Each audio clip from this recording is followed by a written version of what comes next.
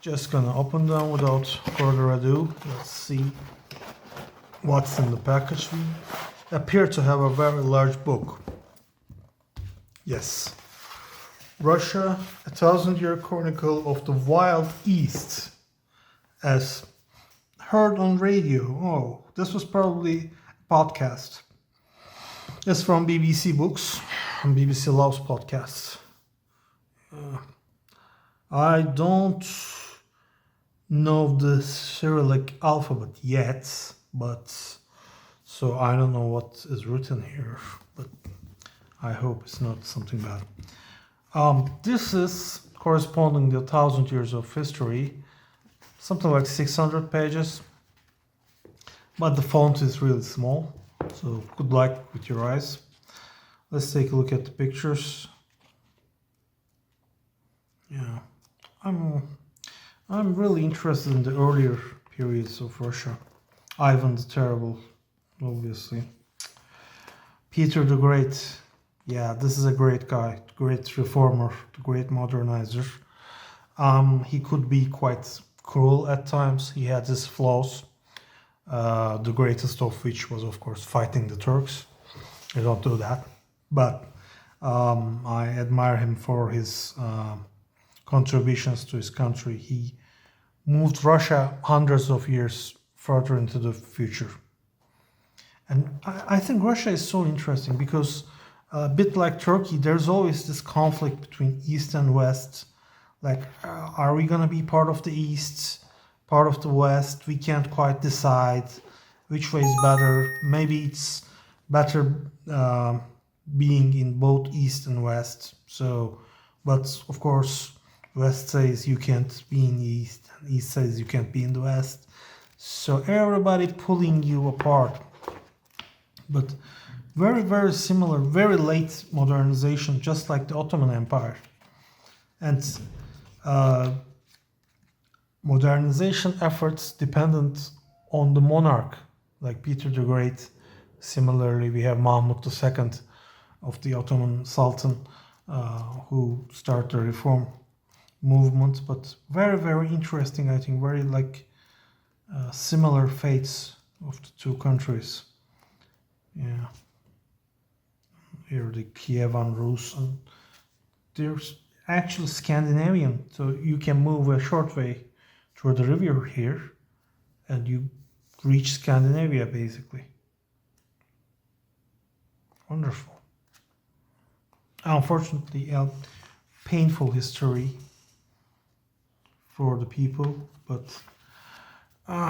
history, you can't, I don't think you have any like relaxing history where everybody was jolly good or something like that. I used jolly good, I should put a jolly good counter. I used that too many times for a non-Englishman, I guess.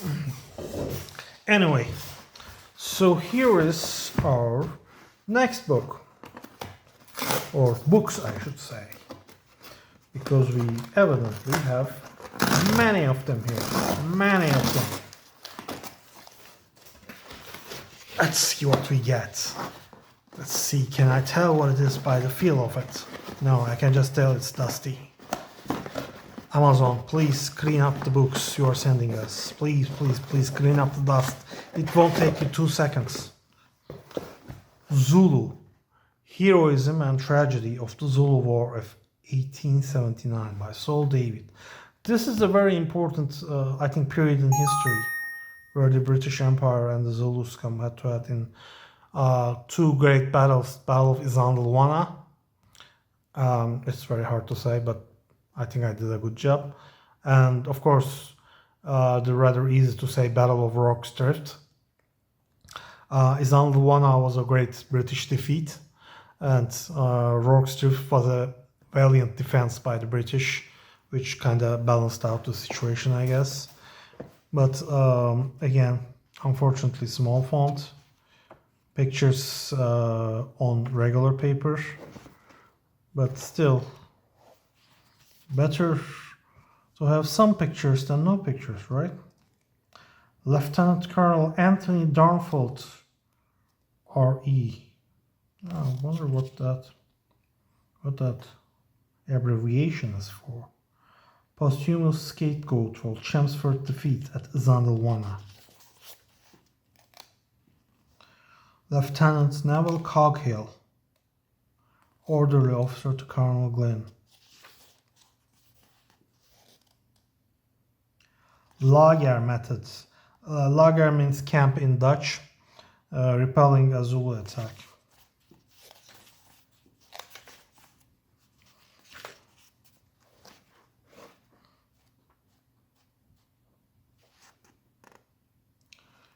Yeah.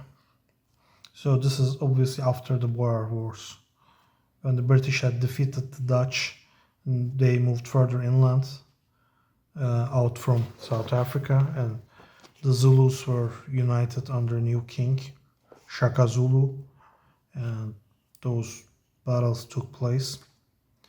And Lord Chelmsford he wasn't at the battle site when it happened, but he made quite a mistake of leaving his forces and his camp exposed. And as a result, the Zulus scored a great victory. Then they moved on to attack Rorke's Drift, but I think an engineer captain held the line at Rorke's Drift, and it's one of the great last stands, which actually succeeded. So it's like the Alamo if the Americans won, I guess, for the British. So it was an important battle, no two ways about it, but it is in the shadow of that big defeat at Zandelwana. And this is also where a primitive, technologically speaking, primitive force defeated a technologically superior force. So yeah, we have a lot of very beautiful maps. I'm sure these are, I mean, I will trust the British to draw these by hand. They are meticulous in that, and I think one of the last students who drew maps by hand in geography class, but they don't do that anymore. I don't know, I'm pretty sure someone hand drew this. It looks like it. Transvaal land. Yeah, beautiful. Very interesting history for me. I will read it with great interest, no doubt. So last but not least, another big book coming. Can I feel what it is? This is a wonderful book, a J.P. Taylor. Wonder what could it be? With the hint. Ready? Go! The Boer War, yeah! So these books actually make a great match. So Boer War happened just before the Zulu Wars. So, and this is an important war which shaped a lot of the battles, including those in World War I. So it's important in British military history. A lot of commanders and generals of the British Expeditionary Force in World War I took part in the Boer War as young officers and in Zulu Wars. So I think it's important to study these two in detail. Very small fonts, very sad. Nice map though, Acorf Massacre. Wow. And this was a long drawn out war. It wasn't a clear cut victory, like very few decisive battles, but it changed a lot of things in warfare.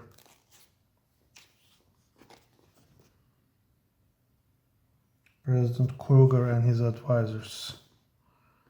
President Kruger, I think, needs a haircut and a shave, but yeah.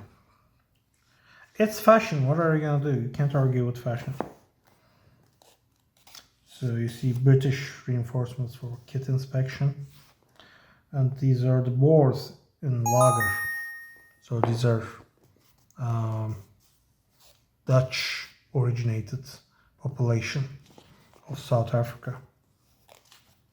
Again, pictures on regular papers. Oh my god, that's a massacre. That's a massacre. So bad. Field dressing station. The Boer Wars were the first concentration camps, lagers, as they were called, were put up. But of course, this is different than the lager as in a circle defending the interior. This is camp in the meaning of the word. I think for lager we should say something like a defensive circle or something like that for its usage in battle. Obviously, we have defensive squares in Waterloo and so on, and since Romans. But yeah, we humans use those shapes to kill each other. The white man's war. Yeah, right. Ain't that the truth? Kitchener's piece. Of course, Kitchener being the head of British forces in World War I. Field Marshal by that time. Yeah. This book ends like that as well. So thank you very much for joining me in my BookHaul journey, I should say. Lots of editing. But I think we have covered a lot of them. We have covered a lot of history, and I'll be looking forward to read them and share with you my comments on them. So thank you very much for watching.